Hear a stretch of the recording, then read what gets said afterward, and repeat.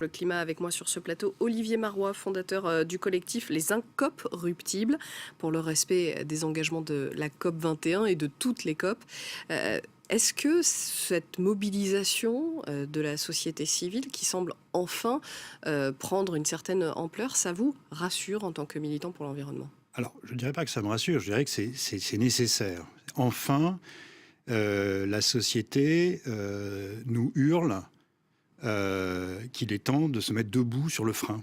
Il y a un mur devant nous et il faut se mettre debout sur le frein. Et enfin, il y a un semblant de rationalité collective qui commence à émerger face à tous ceux qui disent « mais non, il faut freiner doucement, vous comprenez, attention, etc. etc. » Bon, donc aujourd'hui, enfin, on a ce cri d'alarme généralisé et ça, c'est une très bonne nouvelle.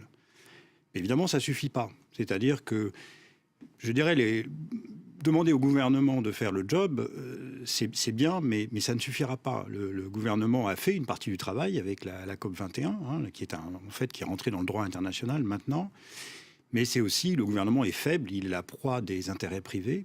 Et donc, cet engagement de tous ces jeunes, eh bien maintenant, il faut le prolonger par un engagement concret sur le terrain. Il faut se battre projet par projet contre tous les projets climaticides qui aujourd'hui existent encore. Il n'y a pas de possibilité d'action citoyenne des individus s'il n'y a pas une prise en charge du politique, une action politique pour coordonner efficacement toutes les initiatives personnelles? Alors, je dirais que déjà, il y a une première, à mon avis, une erreur fondamentale, enfin chez nous, à Incorruptibles, nous le pensons, c'est de confondre les victimes et les coupables. Les victimes, c'est les gens, par exemple, qui sont obligés de prendre leur voiture pour aller acheter leur baguette de pain. On leur dit, vous êtes un salaud, vous avez pris votre voiture pour acheter une baguette de pain. Bah oui, mais enfin, si le boulanger du village a fermé à cause du centre commercial, c'est qui le coupable?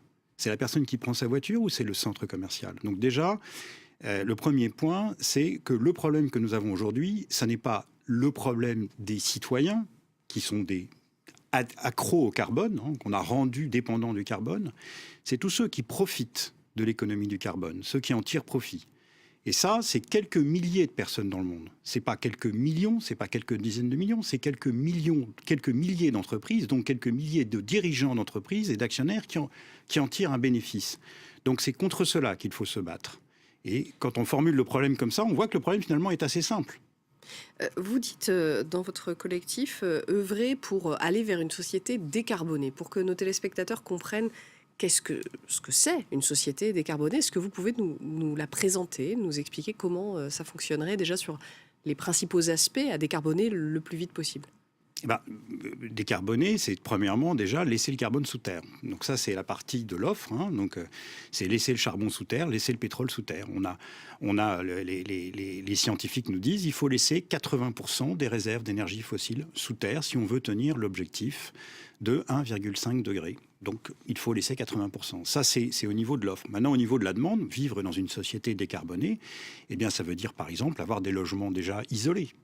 Ça, c'est le premier point. Donc arrêter d'avoir des passoires thermiques au niveau des individus. Ça veut dire aussi, effectivement, au niveau de la mobilité, arrêter de se déplacer par des moyens comme l'avion ou comme la voiture thermique, qui sont effectivement des moyens qui émettent énormément de CO2.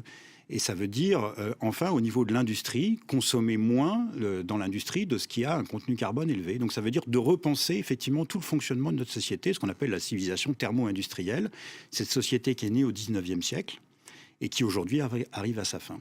Est-ce que vous êtes optimiste sur cette transition vers une société décarbonée? Est-ce que vous pensez qu'elle peut se faire dans de bonnes conditions, sans trop de douleur? Parce que c'est finalement ce que redoutent les manifestants, une partie des manifestants aujourd'hui. Alors, moi, c'est pas une question d'optimisme, c'est simplement une question de nécessité. C'est-à-dire que c'est ça ou notre civilisation qui disparaît. C'est aussi simple que ça. Donc, on est face à un état de nécessité. Si nous ne faisons pas les efforts nécessaires, eh ben, cette décarbonation se fera, mais se fera de manière dramatique. Elle se fera par l'effondrement de la civilisation. C'est ça que nous prédisent les scientifiques.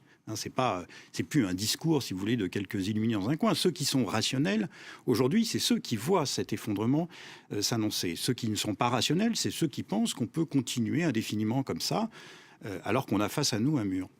Donc oui, l'état de nécessité peut faire de grandes choses. Vous savez, les Anglais, en 1940, quand il s'agit de combattre les nazis, eh ben, ils ont accepté une réduction drastique de leurs conditions de vie parce qu'il y avait effectivement un effort de guerre à faire. Eh bien, tout ce qu'on nous demande, c'est ça.